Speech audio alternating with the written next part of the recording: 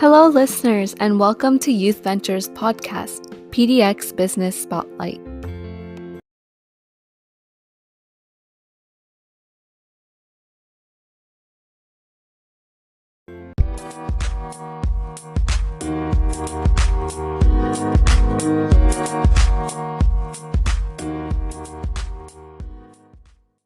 Hello, everyone, and welcome back to this episode of PDX Business Spotlight. Today, we are so delighted to interview Pilar Voker, who is the founder and owner of How Sweet It Is. So, Pilar, could you give an overview of who you are, what your business is about, and how you got started? Sure. We started our business in 2017. It started when my husband and I were at a crossroads in our life, and he had just been laid off from his job. And so we were like, okay, what are we going to do? We just had our fourth child. You lost your job.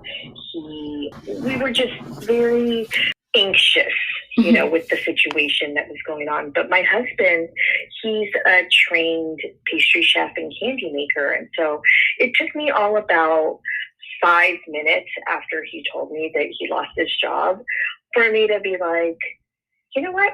You have this talent. So let's tap into it.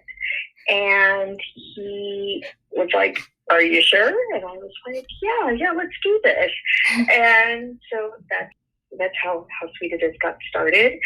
And we make a variety of candies, confections, and we got our start just selling at farmers markets. Mm-hmm.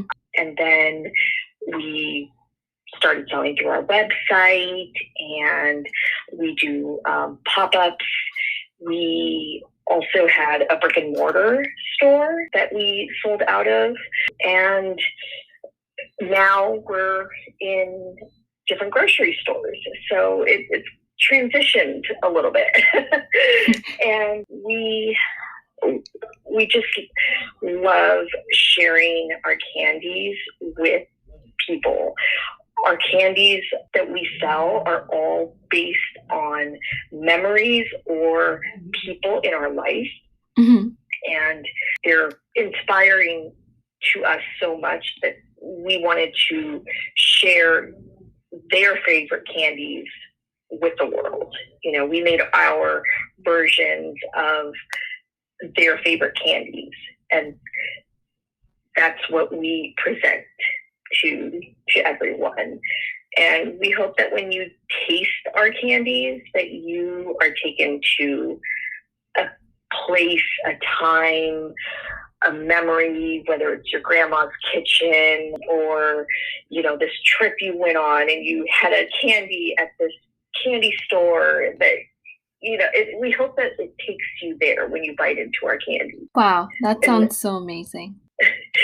Yeah, it's been a crazy journey. And Pilar, who or what inspired you to start your business? Well, I think it was definitely that moment where we felt, what are we going to do? What are we going to do? We have 4 kids. The whole process of searching for jobs, and it takes time. Mm-hmm. It takes, you apply for jobs, and sometimes you don't hear back for months. And we were like, we don't have months. We have children to feed. So here we have my husband, Brian, who has this talent. And I was like, if you make candy, I'll figure out how to sell it, So it was really just that moment of how can we change our path?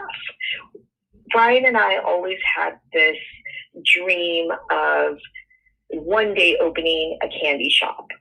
Mm-hmm. We always thought it was going to be when we retired, and retired somewhere and opened up a little candy shop in a touristy area. And that was the end goal, after our kids left, after everything. But having so many things happen in a short amount of time, in 2017, I had my 4th child, and 2 weeks later, my father-in-law passed away. Oh. And so that kind of stuck with us of like, life is short, you know? It's scary to think that you're going to do something that you're not really sure how it's going to work out. But this idea of waiting until the right moment, that was just not sitting well with us anymore. And we were like, we need to take this chance. You know, we will figure it out. But we need to take this chance. Pilar, it's so amazing how you got to like achieve your dream and become so successful, like way sooner than you thought you would. It's really amazing how you got to start your business too. Thank you. It's all just like, it's all still a work in progress. We still got to keep plugging away, and we're very glad and we're very fortunate that we took that leap, that chance, even though it was so scary. We knew if we had each other's support, we could figure it out. Wow. And Pilar, how has being a person of color affected your business? Well, I think it's affected our business in a very positive way. I've been able to connect with organizations here in Portland, like the Portland Mercado. You know, when we first started the journey, I knew of nonprofit organizations that helped BIPOC business owners start their businesses, but those were in other states. So I thought there had to be something like that here in Portland. And so my research brought me to the Portland Mercado. And they have helped us so much. We joined their business boot camp that gave us like the wherewithal, the knowledge of like what permits you're going to need. And we used their kitchen to make our product for several years. And they're just there to help BIPOC business owners. And there's other organizations like Built Oregon, and there's Accelerate, which helps women entrepreneurs. And I think it's been a blessing to have found this community of not only the nonprofits that want to help, but other makers and food makers in Portland. They are constantly helping one another out, whether it's sharing posts or, you know, at farmers markets saying, oh, hey, go check them out. You know, it's those little things that I think that community has, like, we stick together. We help each other. And I think that's a positive thing. Yeah, definitely. It's really amazing how the businesses that I've interviewed, they've really faced like many struggles because of being a person of color and being BIPOC owned. But it's amazing how despite being like a BIPOC owned business, you were able to find such a great community and really connect to so many other nonprofit organizations and other businesses as well. Yes, and it's really instrumental, especially when you're just starting out. I mean, you don't know anything.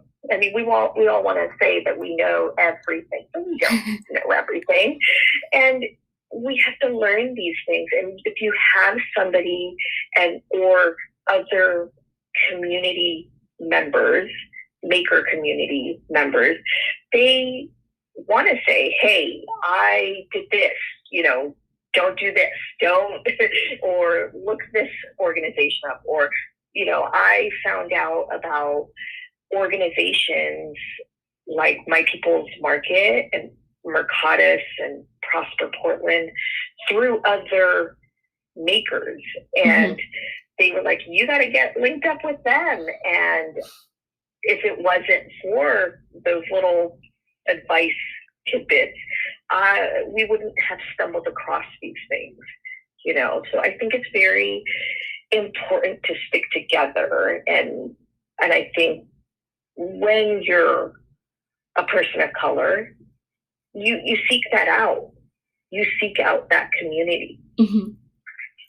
And Pilar, while I was interviewing other businesses, I found that the pandemic had like a negative impact, and for some, it had a pretty positive impact on their business. So, how has the pandemic affected your business? Has it had upsides or downsides? It had both. Going back to the beginning of 2020, one of our products had just won this awesome award, a Good Food Award, and we were like on cloud nine. We had plans to travel, to do trade shows. We had plans to just up our game. Mm-hmm. And all of a sudden, we also had a brick and mortar store, and that was thriving, and we were doing well at the first part of 2020. And mm-hmm. then March hit, and we were like, well, okay, things are happening in the world. We're not sure if it's gonna come here. We're still playing it safe. We had just been able to do our first OMSI After Dark event, which was super exciting for two science nerds. And then the closing hit, everything shut down. And we were like, okay, what are we going to do? Our business up until that point was us doing farmers markets, as mm-hmm. well as having our brick and mortar, and doing pop-ups like the OMSI thing and other pop-ups around town. And all that was just gone. And we were like, okay, what are we going to do? And so we took some time, we took a step back, and we tried to reassess, okay, if we can't do this, how are we going to survive? And so, unfortunately, we did have to close our brick and mortar store. Mm-hmm. And then things started to change, and we were able to get our own commercial kitchen to work out of right about the time that we landed both New Seasons Market and Market of Choice. They brought us in as a new product, and we were like, okay, this is good. This is positive. We're pivoting, and now we have our own commercial kitchen, and we have been able to go after bigger accounts, bigger things that we weren't able to do before, because mm-hmm. when you're renting from a commissary kitchen, I should say, you are usually at the mercy of a schedule that has many businesses trying to get time in that kitchen. Mm-hmm. So we couldn't get there yet. We weren't able to do grocery store orders yet while we were still working out of the commissary kitchen. But as soon as we pivoted and said, okay, we're going to close the retail, we're going to focus on just wholesale, and then we get these accounts, and it was like, wow. And so the pandemic, although it started pretty bad, it's been really good now. We were able to pivot in a way that kept us alive as a business. And mm-hmm. I'm grateful for all the lessons that we have learned along the way. Wow, it's so amazing how, despite all the struggles and despite the initial setbacks that you had, you were still able to push through that really successfully and land all those deals and continue pivoting and moving on too. Yeah, and I think we were forced to. It was pivot and figure it out, and figure out what you can do in this time of uncertainty, or close up shop. And we had put in, up until that point, a lot of just blood, sweat, and tears. And we weren't going to just give up. Well, that's amazing. That wasn't an option. That is amazing, Pilar. And I was looking at your website and I saw all these delicious sweets, first of all, and they look so mouth-watering and delicious. And I was also looking at the gift boxes that you offer. So you offer a huge variety of gift boxes. And there's like cheaper options and a little more expensive options. So Pilar, can you talk us through what your gift boxes are like and a little bit more about them? Sure. So our gift boxes are really just, they're not a one size fits all. You have someone in your life you want to give a gift to, but maybe they don't like brittles. You can mix and match different items, and you can put 2 items and we'll put it in a nice box and shred, and it will include a personalized note if the sender wants. But we have just variety of things. You can mix and match what you want to put inside of them. And really, we've had people just want 2 items, and we've had people that wanted every single item we offer in a box. So we really will work with customers to get what they want for their gift-giving needs, especially when it's the holidays.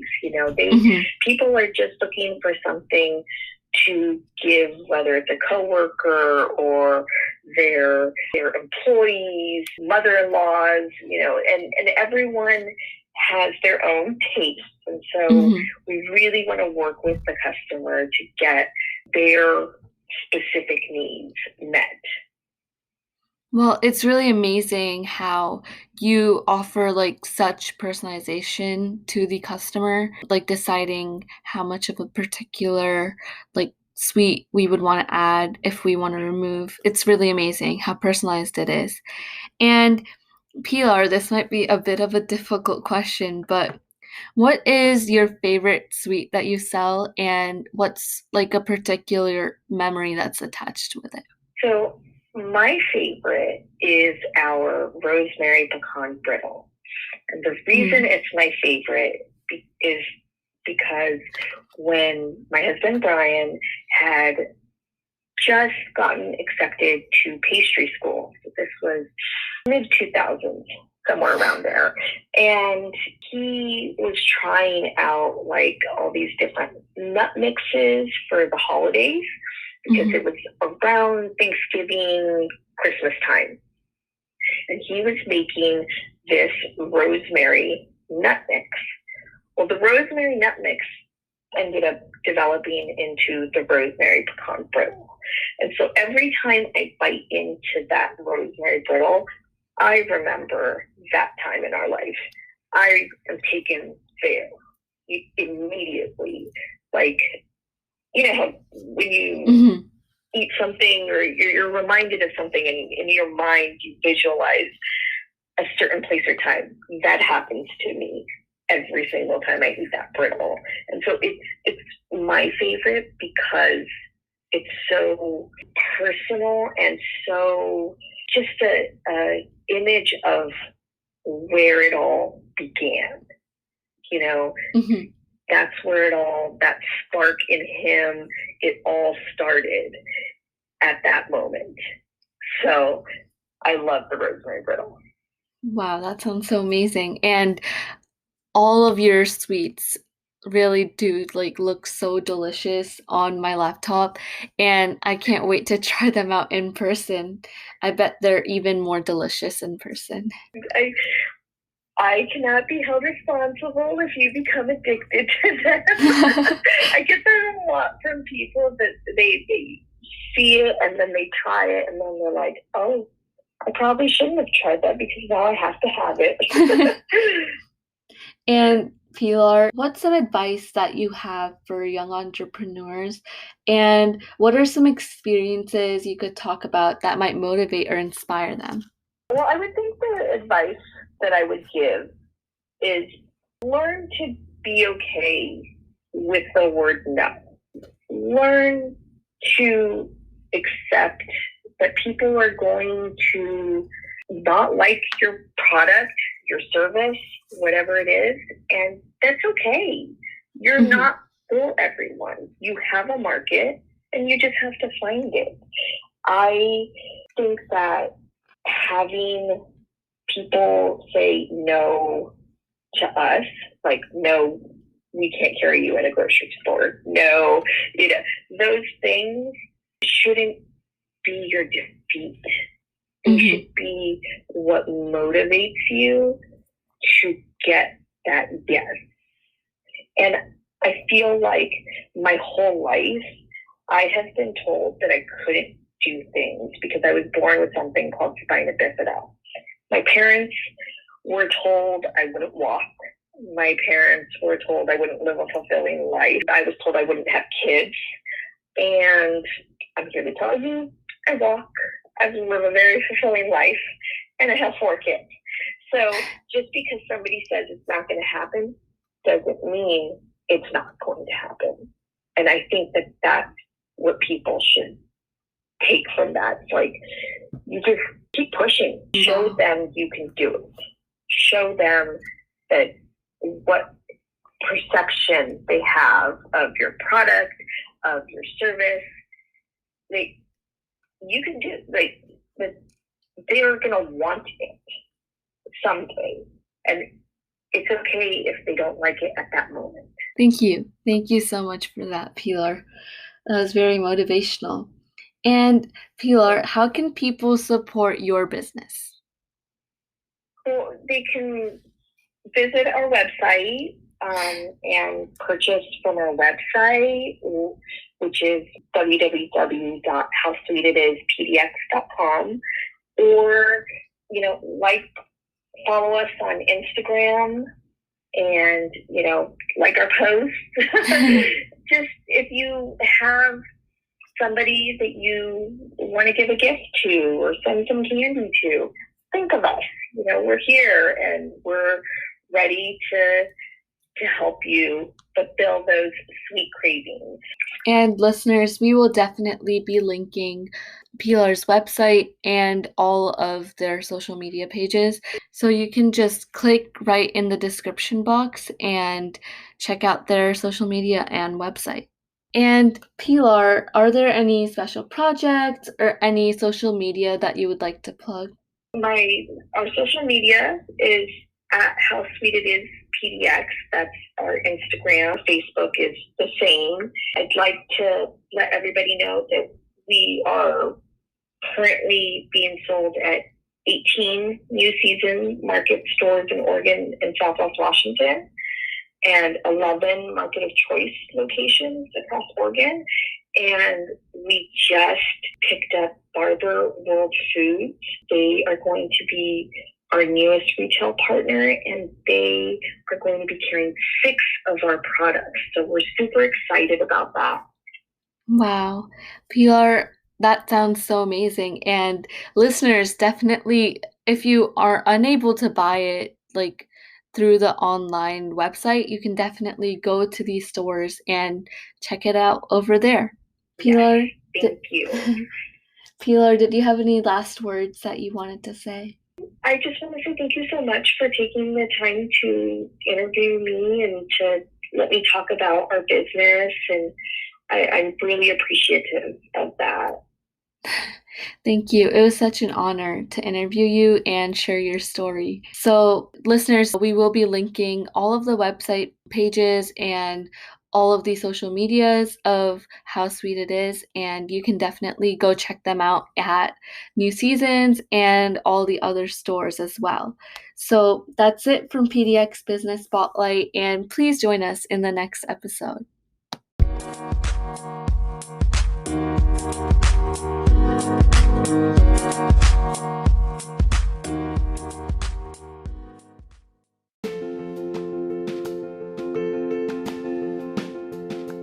Thank you for listening to PDX Business Spotlight by Youth